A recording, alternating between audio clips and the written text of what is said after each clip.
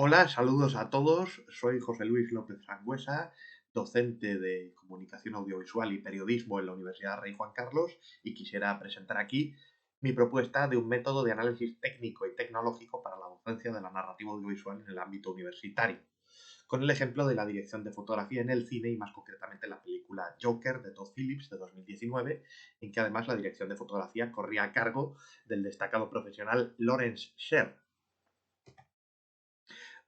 Como introducción y estado de la cuestión, sí hay que decir que existen diversos precedentes de manuales técnicos y de análisis de los parámetros técnicos del relato audiovisual y de la tecnología audiovisual desde una perspectiva académica, docente e investigadora, que ya veremos en la bibliografía o en las referencias bibliográficas finales, pero sí puede decirse en generales que la enseñanza teórica del audiovisual en el ámbito universitario en nuestro país ha conocido escasas aproximaciones a esa necesaria interacción entre los aspectos técnicos del relato y sus factores estéticos y narrativos resultantes.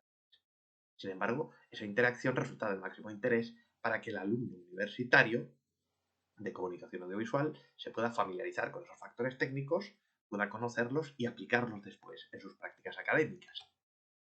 Como ejemplo somero de lo que puede significar la aplicación de un análisis técnico a la enseñanza de la narrativa audiovisual, puede tomarse la dirección de fotografía. La dirección de fotografía en el cine abarca diversas funciones indispensables al relato audiovisual. Elección de las cámaras y del material de iluminación, elección en la actualidad del códec o formato de cámara más adecuado, puesto que en la actualidad, en la praxis profesional actual, hablamos de cinematografía electrónica y digital, con todo el influjo que ello posee, pues por el tipo de diagonal de sensor a utilizar, su calidad, su resolución, su profundidad de campo, puesto que cuanto mayor es la superficie fotosensible del sensor, menor es la profundidad de campo. También hablaríamos de la elección de objetivos de cámara, con todo el influjo que ello posee en la amplitud de visión, el ángulo de visión, eh, la calidad, resolución y profundidad de campo, la elección de tipos de luces y de gelatinas para luces con fines de realce cromático, de equilibrado colorimétrico de la temperatura de color, etc.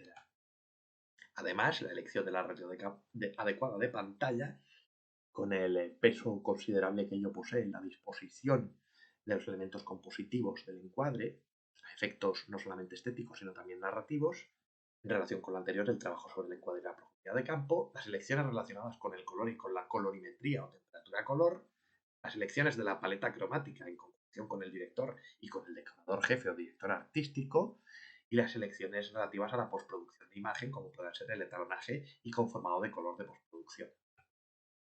Para llevar a cabo este análisis se aplicará la siguiente plantilla general preestablecida con los múltiples factores técnicos empleados en el trabajo de fotografía y cámara. Movimientos de cámara y factores ópticos como objetivos, diafragmas, filtros. Hay que tener en cuenta que cuanto mayor es la longitud focal de un objetivo, menor es la profundidad de campo, y también que cuanto más bajo es el número F de diafragma geométrico, y cuanto más abierto está el diafragma, también menor es la profundidad de campo. También los elementos compositivos del encuadre y la relación de tales elementos compositivos del cuadro con los elementos lumínicos, la paleta cromática, la iluminación y el subsiguiente discurso lumínico y visual, y la conjunción de los elementos fotográficos con el uso del sonido diegético. Como ejemplo práctico de la utilidad didáctica de los factores técnicos en el análisis audiovisual con vistas a la docencia de la narrativa audiovisual en el ámbito universitario, tomamos el arranque o la obertura narrativa del film Joker de 2019. Good morning. It's 42 degrees at 10:30 on this Thursday, October 15th. I'm Stan L. Brooks, and here's what's happening. It's day 18 of the garbage strike, with 10,000 tons of garbage piling up every day. Even the nicest sections of the city are looking like slums. Health Commissioner Edward O'Rourke is declaring a citywide state of emergency for the first time in decades. There's no need to wait until somebody dies or comes down with typhoid fever. It's already a serious situation. It's something that affects almost everyone in the city, no matter who they are or where they live. You can't go down no one avenue without seeing nothing but garbage and rats. It's starting to affect my business when customers can't get in here because of the garbage situation. I'm not out that long to smell it, but I think to look at it, it's terrible. It don't affect me except for the very bad smell here. It's horrific. It's a mess. I've been in this country for 50 years and I've never seen anything like it. What is this world talk till they get it over with. 24 hours, 48 hours, how long it takes. The idea of the National Guard moving in and cleaning up is a good idea. In other news, the building industry and landlords today expressed concern over the latest increase in heating oil prices. Renters in the metro area are certain to feel the pinch.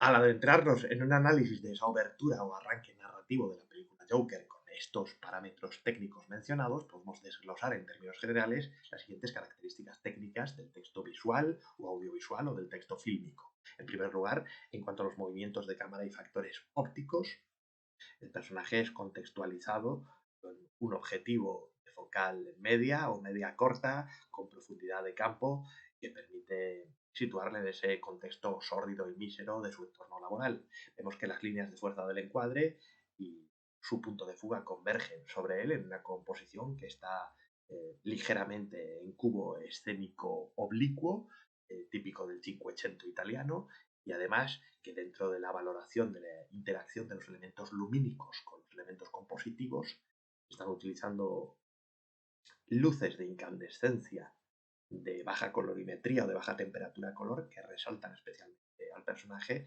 y le dan una frágil y precaria calidez en un entorno frío y hostil, que es algo en lo que discursivamente insistirá mucho la película, mientras que el resto de la escena está dominada por unos tonos fríos, azulados, por luces de alta temperatura color, luces convencionalmente llamadas frías, de lámparas de descarga de fluorescencia, luces diurnas que penetran a través de los cristales que parecen tratados con gelatinas de equilibrado colorimétrico para subir la temperatura color y realzar este violento contraste. También vemos en cuanto a los elementos cromáticos de cuadro, como hay un cierto violento contraste, algunos brochazos de amarillo que ya se ven en las sillas de plástico en primer término, y el amarillo es un color que sugiere psicológicamente o que posee psicológicamente connotaciones de enfermedad y locura. Es algo que también presagia en la enfermedad mental del protagonista.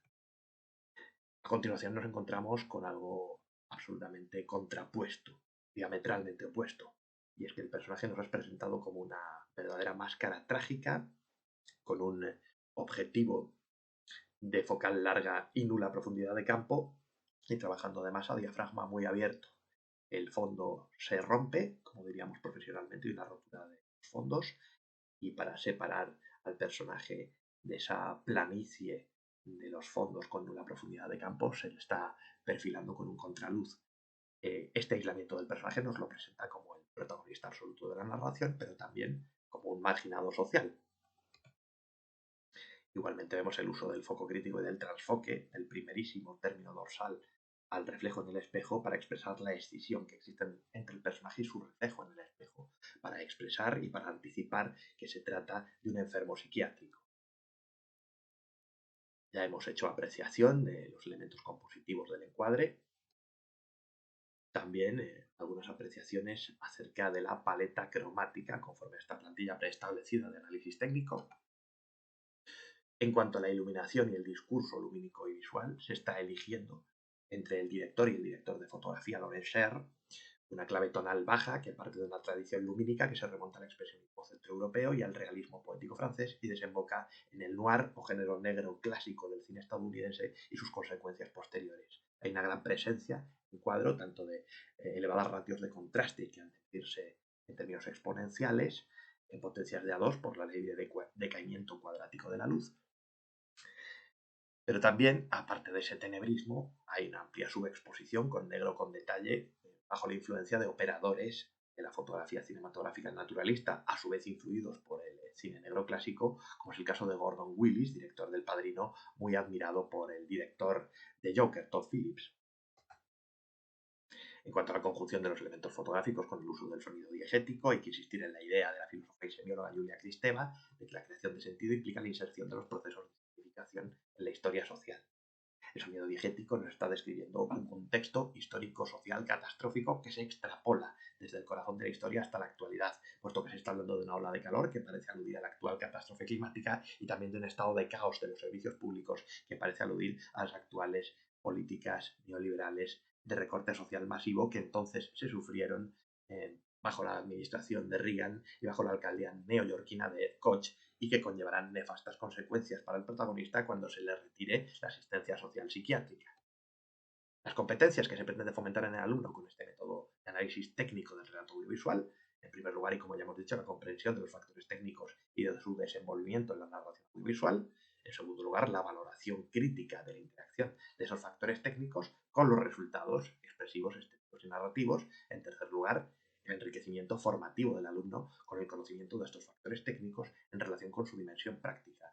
Además, esta metodología no pretende borrar o refutar metodologías previas, como puede ser la semiológica, la psicoanalítica o la sociológica, sino que pretende complementarla y enriquecerla. Dentro de las conclusiones que podemos enunciar, en primer lugar, esa complementariedad didáctica de este análisis técnico audiovisual con otras modalidades de análisis, y en segundo lugar, una mayor potenciación de la dimensión práctica del análisis fílmico y audiovisual, que este no quede relegado, por así decirlo, al limbo de lo puramente teórico, sino que posea una dimensión claramente práctica. Muestro la bibliografía final, en la que hay manuales técnicos especializados y obras en las que algunos docentes e investigadores se han ocupado de analizar los parámetros técnicos del trabajo audiovisual y del relato audiovisual. También autocito, con perdón de la inmodestia, mi propio libro, El thriller español, donde ya hacía hincapié en la interacción entre aspectos tecnológicos y factores estéticos y narrativos del relato audiovisual. Hay manuales técnicos tan importantes como Del papel al plano, de Rodríguez Tranche, y por supuesto en la monografía de análisis de Aarón Rodríguez Serrano, Nunca lo oímos llorar, sobre Joker, que puede comprobarse que nuestro método puede resultar perfectamente complementario a este análisis previo de un analista y profesor tan destacado como Rodríguez Serrano. Aquí algunos clásicos más en lo que respecta al análisis técnico del relato audiovisual. Y nada más, muchas gracias por su atención.